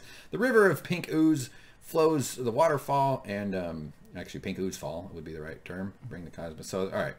They really want to get him. He's up in the tower keeping a watch, you know, because that's how it works. Because he has to watch from the tower, because it's not like he can just float around outside and see things from a high up perspective. That's right. Yeah, the thing that doesn't have legs has to climb the tower. Yes. Well, maybe it's like a hoverboard. It can only go like a certain set, you know. All right. So now, how the heck did those little pile of rocks become that? You know, you're right. I agree. What the fuck? Why is her foot so small? Where'd you get such a tiny foot, lady? Yeah, I agree. It's weird. It's you know, but you know, it's magic, and it's a children's cartoon from the '80s, so it glows too. This is how James turns on the TV. Yes. Touches it. That was all of the episode's budget right there. Yeah, and then this is to do that. I wouldn't be surprised if they just like had a flashlight shining through the cell or something like that to accomplish that effect. Yeah, I don't know. It could have been something like that. They probably had like those like white tables that have lights under them or something. Yeah. Anyway, now we have to give it some heart. See, you always need heart. That's the great message, just so that he gets gather around everybody. Touch it. Everybody touch it. Touch the ball. So they all get around. Ooh, it feels so evil. Man, if I had a nickel for every time a woman has told me that, I'd have 24 cents. Because I had to give a penny back, you know. Because all right, and now don't think about it. Don't think of all the good people in Eternia. All the ones that you never see. That will never be here. The generic people that live in the background of the show. Think of the goodness in your noble hearts. Is that how you find goodness? Just to think about how good you are? Or yeah, it's pretty self-serving. A little start narcissistic. But, you know, this is a positive. You know, we do want to put, you know, this is basically essentially saying grace. Not really. Yes, it's working. It's becoming good. It's becoming because of the goodness. And then the rock talks. Yeah. My heart beats again. And it had like a funny voice, too. Yeah. This big echoey. The Cosmic Comet is here. So they see that, and he's got his wings back on. Yeah, and I believe that's the same Basher vehicle. It looks like it, yeah. And the same holes in the bottom and everything. Mm-hmm. Oh, yeah, I didn't notice those. I'm not seeing the top. No, the other one didn't have a top either. Didn't have it? No. Well, I guess that's the benefit of having no skin. You don't feel the wind. Yeah. Are you sure this is safe, Skeletor? It's not destroyed. Skeletor was a little bit worried because he wanted to be there to see the Castle Grayskull be destroyed by the Cosmic Comet. Yet when he arrives there, it's not destroyed. It's not destroyed. No. Not as of yet. As of yet, right. So they're getting there.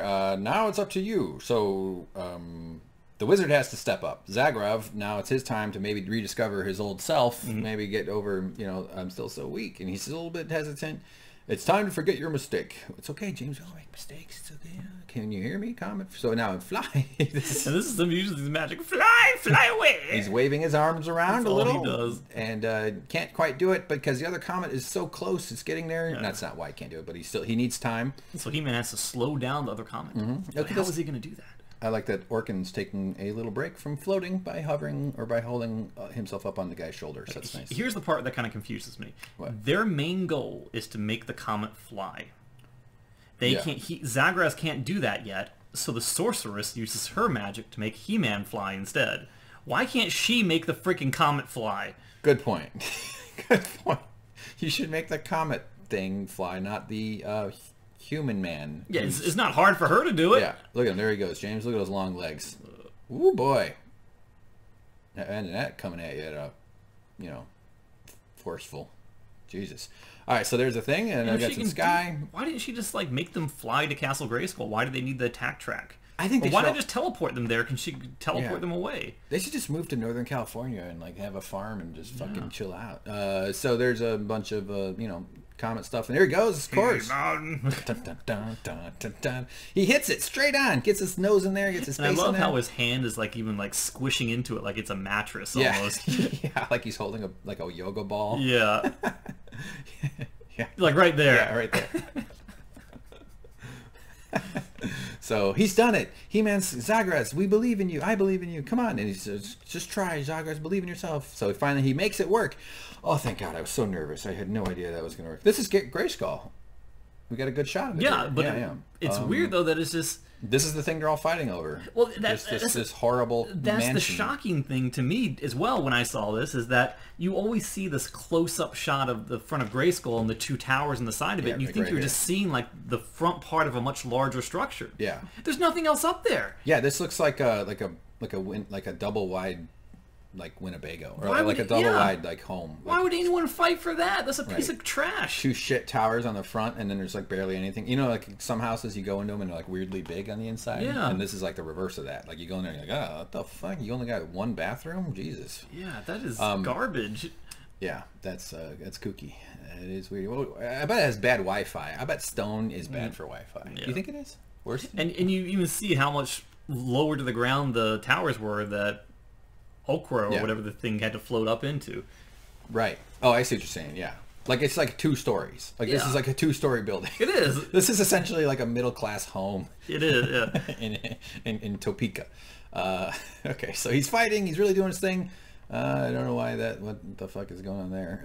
Ketchup and mustard time. Ketchup and mustard for some reason. And there's a weird texture on this one, though. That's kind of interesting. All right, it's pieces of construction paper they use. Yeah, I think that got. Oh, this was the bomb flash. Yeah, where this it exploded. Explosion. So they just because basically the comets collided into one another, and their explosion was just flashing solid colors. Yeah. And the 4 colors of fire are white, yellow, red, and blue, basically. Orange, I guess, would fit. So, all right, so they're boom, and they got an explosion, and okay. Oh, He-Man's got a little bit of a headache. That was rough. That's the last time I tried to wrestle a comet. More or less, what happened? Why does he ask him what happened? Wasn't he watching? What the fuck? Oh yeah, so now the comets have buddied back up, and they've basically fixed the mistake that Zagrov made. Yes. And now we have 2 comets again. So Comet 1, instead of saying thank you for bringing me back, I mean he says thank you for bringing me back, but he does not say how dare you murder me originally. Yeah. Apologize. None of that. It's been what, 100 or 200 years. Yeah. It's been a long time. And thank you for help. And these 2 comments had slightly different voices, which was hilarious to find my heart again. Why didn't he just fix the comet, within the first month after destroying it? He didn't have the confidence to do it. He didn't think he could. You don't get a flat tire and wait for a century and be like, oh man, I better probably fix that tire.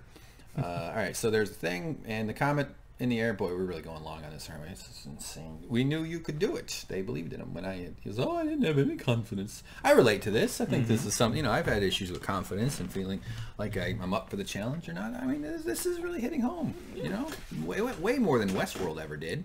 I don't relate to being a hot robot. I relate to being a sad old man with a wimpy voice who is afraid to turn comments into friends. We never thought you were. He's like, oh yeah, you're not useless. There you go.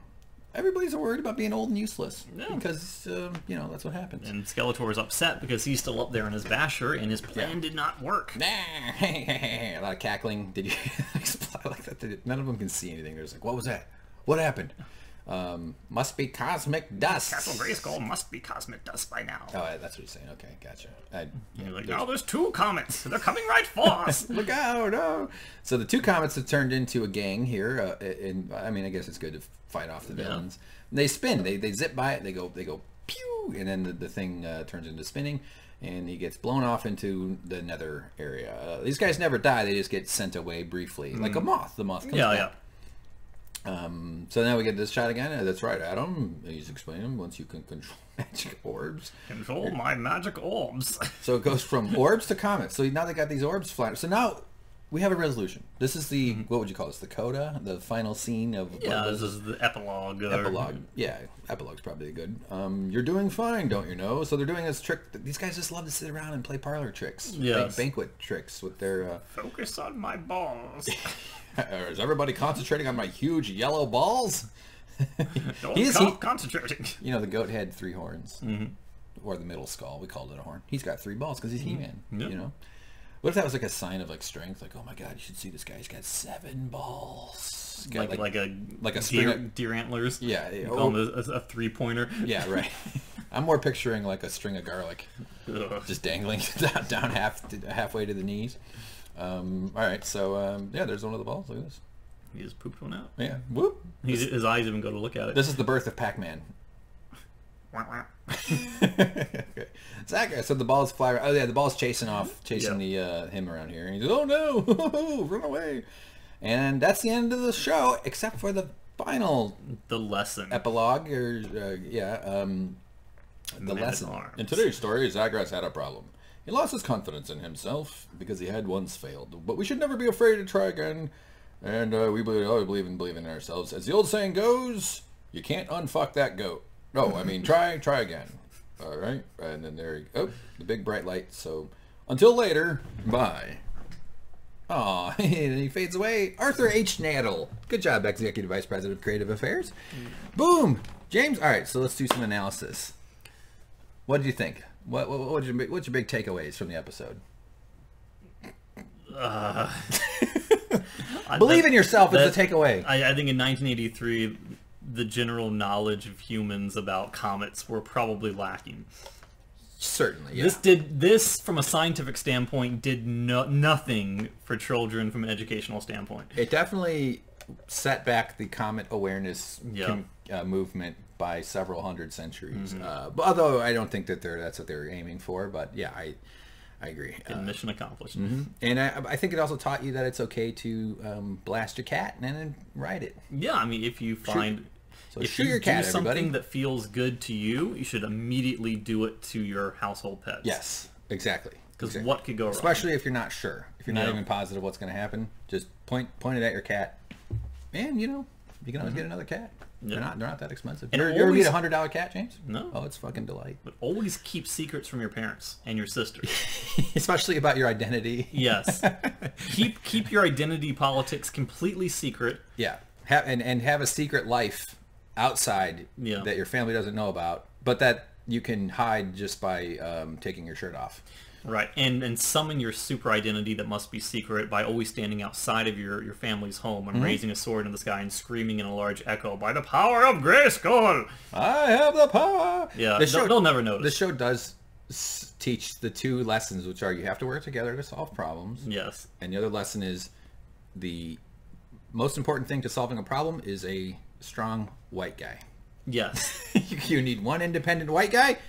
Also, you need to work together. Yeah, well, teamwork doesn't matter. At the very end, Tila and Man-at-Arms were taken out by, not at the very end, but they were taken out by the Moonmen. Yeah. So the only thing that really won the day was overbearing white power. Overbearing white Jesus. That's what it kind of was, yeah. What he did. Which is, I mean, that was, our culture was, you know, the white guy was always the hero. And it's okay for white guys to be heroes. I'm not suggesting that they shouldn't be, but I'm supportive of the notion that it's okay to spread around the hero roles a little Where's bit the diversity to other people in the planet.